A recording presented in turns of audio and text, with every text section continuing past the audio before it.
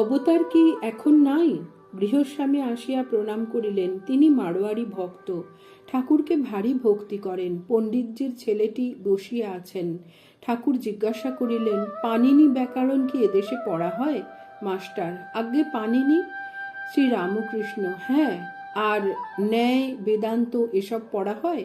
গৃহস্বামী ওসব কথায় সায় না দিয়া জিজ্ঞাসা করিতেছেন, মহারাজ উপায় কি? শ্রী রামকৃষ্ণ: তার নাম গুণকীর্তন, সাধুসঙ্গ, তাকে ব্যাকুল হয়ে প্রার্থনা। গৃহস্বামী: আজ্ঞে এই আশীর্বাদ করুন যাতে সংসারে মন কমে যায়। শ্রী রামকৃষ্ণ সহাস্যে: কত আছে, 8 আনা? হাস্য। গৃহস্বামী: আজ্ঞে তা আপনি জানেন, মহাত্মার দয়া না হলে কিচ্ছু হয় না।